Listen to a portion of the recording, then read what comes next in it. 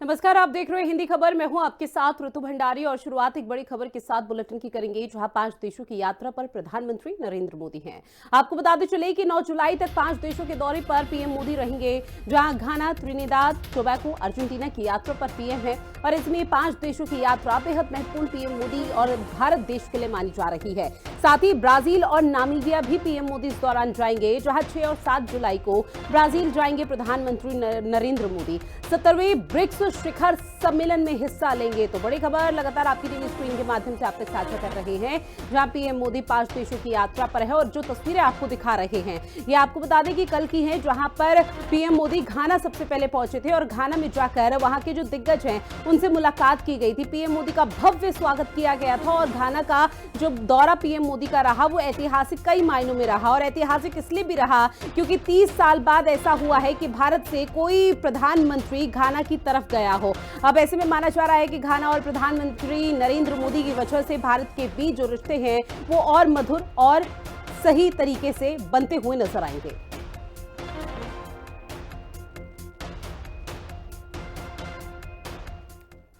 उत्तर प्रदेश सरकार की अहम बैठक आज होनी है। तो बड़ी खबर, कैबिनेट बैठक आज है, जहां सीएम योगी आदित्यनाथ इस कैबिनेट बैठक की अध्यक्षता करेंगे। बड़ी खबर, सुबह 11 बजे का समय होगा जब मुख्यमंत्री कार्यालय के लोक भवन में इस बैठक की शुरुआत होनी है। माना जा रहा है कि कई दर्जन भर प्रस्ताव हैं जो कि आज यहां पटल पर रखे जाएंगे। गहनता के साथ विचार विमर्श किया जाएगा और उसके बाद हरी झंडी खुद सीएम योगी आदित्यनाथ की तरफ से दिखाई जाएगी। अमूमन तौर पर यह भी देखने को मिला जब कैबिनेट की बैठक हुई है तो कैबिनेट बैठक के बाद प्रेस ब्रीफिंग की जाती है उत्तर प्रदेश के तमाम दिग्गजों की तरफ से। तो आज एक बार फिर से वही सिलसिला यहां पर देखने को मिल सकता है, जहां पर कैबिनेट बैठक संपन्न होगी तो उस दौरान उसके बाद प्रेस ब्रीफिंग होगी और प्रेस ब्रीफिंग के माध्यम से ये जानकारी साझा की जाएगी कि वो कौन कौन से मुद्दे या कौन कौन से प्रस्ताव रहे जिन पर यहाँ चर्चा हुई और उत्तर प्रदेश के लिहाज से वो बहुत जरूरी और बहुत महत्वपूर्ण हो जाते हैं। अगली खबर, निषाद पार्टी आज से मंडल कार्यशाला का आयोजन करने जा रही है। पार्टी के मंडल और जिला कार्यकर्ता इस दौरान शामिल होंगे। 3 जुलाई से 20 जुलाई तक मंडल कार्यशाला चलनी है। ऐसे में पहले दिन देवी पाटन मंडल के कार्यकर्ता शामिल होंगे, 20 जुलाई को लखनऊ मंडल के कार्यकर्ता शामिल होंगे। बड़ी खबर, जहां निषाद पार्टी पूरी तरह से एक्शन मोड में है। माना जा रहा है कि 2027 में जो विधानसभा चुनाव होने हैं उसके लिए निषाद पार्टी भी अपने आप को धरातल पर मजबूत कर रही है और इसी के चलते 20 जुलाई को राजधानी लखनऊ के मंडल में यहां पर निषाद पार्टी की तरफ से कार्यशाला का आयोजन होगा। तो पार्टी के मंडल और जिला कार्यकर्ता भी इस दौरान शामिल होंगे। साथ ही 3 जुलाई से 20 जुलाई तक ये मंडल कार्यशाला चलनी है, जहां पर पहले दिन देवी पाटन मंडल के कार्यकर्ता भी शामिल होंगे। साथ ही 20 जुलाई को राजधानी लखनऊ के मंडल के कार्यकर्ता हिस्सा लेंगे। बात करेंगे पंजाब मंत्रिमंडल की, जहां अब आज विस्तार होगा। राज्यसभा सीट छोड़ने वाले संजीव अरोड़ा का मंत्री बनना लगभग तय माना जा रहा है। विधायक अरोड़ा इस दौरान मंत्री पद की शपथ लेंगे।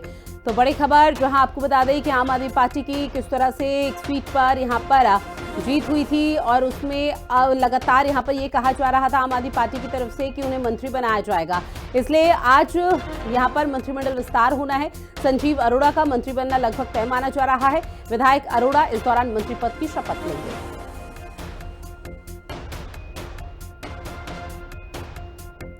जम्मू कश्मीर से इस वक्त की बड़ी खबर, जहां इलाके में आतंकवादियों की मौजूदगी की जानकारी मिली है। बड़ी खबर, किश्तवाड़ में आतंकवादियों से सुरक्षा बलों की मुठभेड़ भी हुई है। इलाके में संयुक्त अभियान चलाया जा रहा है। इलाके में 2 से 3 आतंकवादियों के फंसे होने की आशंका जताई जा रही है। तो देखिए, एक तरफ अमरनाथ यात्रा की शुरुआत हो चुकी है और दूसरी तरफ आतंकी गतिविधि और इस तरह की हलचल देखना निश्चित तौर पर यह तनाव यहाँ पर हर किसी के चेहरे पर खड़ा कर देता है। लेकिन इस बीच सुरक्षा बलों के हाथ बहुत बड़ी कामयाबी लग रही है, क्योंकि आतंकवादियों की धरपकड़ के लिए किस तरह से यहां पर सुरक्षा बलों की तरफ से ऑपरेशन चलाया जा सकता है, इसकी पुरजोर कोशिश की जा रही है। तो इलाके में आतंकवादियों की मौजूदगी की जानकारी सुरक्षा बलों को मिली। किश्तवाड़ में आतंकवादियों से सुरक्षा बलों की मुठभेड़ भी हुई। इलाके में संयुक्त अभियान भी इस दौरान चलाया जा रहा है। अगली बड़ी खबर मिल रही है, जहां उत्तर प्रदेश कांग्रेस आज धरना प्रदर्शन करेगी। सभी जिलों की डीएम को इस दौरान ज्ञापन सौंपा जाएगा। राज्यपाल को संबोधित जिला अधिकारी को ज्ञापन सौंपा जाएगा। कांग्रेस का आज प्रदेश भर में प्रदर्शन होगा, जहां विधानसभा की तैयारी में जुटी है कांग्रेस। तो बड़ी खबर, जहां विधानसभा चुनाव की तैयारी में कांग्रेस पार्टी जुटी हुई है। तो आज आपको बता दें कि कांग्रेस पार्टी की तरफ से प्रदेश भर में प्रदर्शन किया जाएगा और कोशिश यही रहेगी किसी तरह से राज्य सरकार को यहां पर आड़े हाथ लिया जा सके। राज्य सरकार को आड़े हाथ लेने के बाद यहां पर कई मुद्दे ऐसे हैं जिसको लेकर लगातार कांग्रेस पार्टी अब उत्तर प्रदेश में एक्टिव मोड में आने की कोशिश कर रही है। हालांकि अभी कांग्रेस पार्टी उस स्थिति में नहीं है, लेकिन कोशिश यही रहेगी 2027 में कैसे अपने जनादेश को मजबूत किया जा सके। अब खबर रायबरेली से है, जहां आचार्य महावीर प्रसाद द्विवेदी की प्रतिमा स्थापना कार्यक्रम में अमेठी सांसद किशोरीलाल शर्मा पहुंचे। आपको बता दें कि इस मौके पर किशोरीलाल शर्मा ने भूमि पूजन कर शुरुआत की, जहां राहुल गांधी के द्वारा अखिलेश यादव को जन्मदिन की बधाई देने के मामले पर सांसद किशोरीलाल शर्मा ने कहा कि हम सब राहुल गांधी के सिपाही हैं। अगर कोई विरोध करता है तो उनका अपना विचार है। जब राहुल गांधी बधाई दिए हैं तो उनके आगे हम सब कुछ नहीं है। महावीर प्रसाद द्विवेदी जी के उसमें ये पार्क का निर्माण नगर पालिका करने जा रही है, उसी का भूमि पूजन था। मेरा तो आज सहायक का रोल था, मेन तो हमारे चेयरमैन साहब का इनिशिएटिव है ये और गौरव भाई का इनिशिएटिव है, तो दोनों ने मिलके किया। तो मैं यहाँ था तो उन्होंने बुलाया तो मैं आ गया यहाँ पे, तो इतना ही है। राजधानी लखनऊ में कैबिनेट मिनिस्टर आशीष पटेल ने एक बार फिर से बिना नाम लिए उत्तर प्रदेश सरकार और सूचना विभाग पर बड़ा निशाना साधा।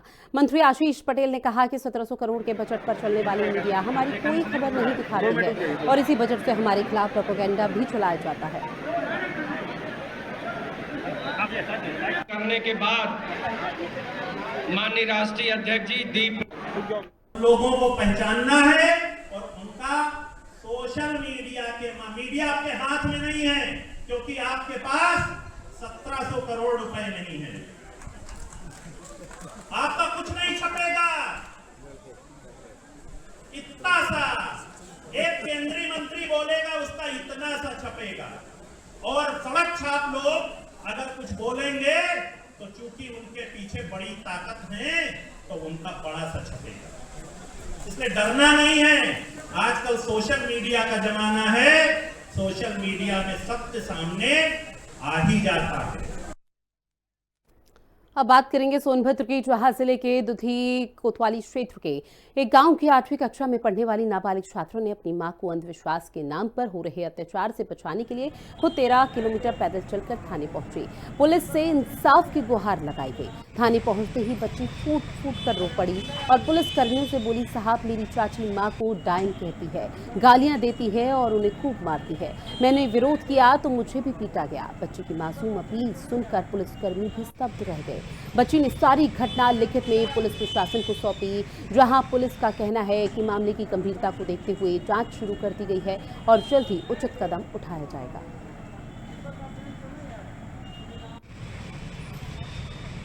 सायं 7 बजे के आसपास निर्मला पुत्री नंद कुमार उम्र 13 वर्ष ने थाना दुद्दी पे आके प्रार्थना पत्र दिया कि उसकी विपक्षी ने उसकी मां को डायन कहते हुए उसके एवं उसकी मां के साथ मारपीट की है।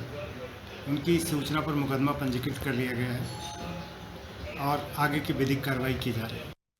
हमार माई के डायन बोललन और निकलवा बोललन, हमरा मारत रहन, तीनों के झोटा पकड़ के हमार माई के, हमरा हमार दीदी के। तो हम यहाँ दौड़ते आए थे पैदल, और यहाँ से फिर वहाँ गई थे राजखट। घर में ढोक कर मारता है, डायन कहता है और ऐसा के छेड़े मुँह तो कहता तुम काम से मुँह आयो अति करो। काल भी धोखा 3 बार हो गया सर, करना अति करेंगे। बहुत मारता है, काल ऐसे पटक पटक हमारा सर मुड़ी दिया, लड़का के हमारा पटक पटक घर में भीतर घुस गया। नोएडा वालों के लिए खुशखबरी है, जहां नोएडा प्राधिकरण नोएडा के सेक्टर 95 में एक जंगलनुमा पार्क बना रखा है। आपको बता दें कि उम्मीद ये जताई जा रही है कि इसे अगले महीने तक शुरू किया जा सकता है। ये पार्क बच्चों से लेकर बड़ों तक सबको पसंद आने वाला है। इस पार्क में शेर, चीता, हाथी, हिरण और डायनासोर समेत तमाम जानवरों की आकृतियां देखने को मिलेंगी। हालांकि इस पार्क में एंट्री फ्री नहीं होगी, इसके लिए आपको टिकट खरीदनी होगी। जून 2024 में इस पार्क का निर्माण कार्य शुरू हुआ था। लगभग 18.27 एकड़ में इस पार्क का निर्माण किया जा रहा है।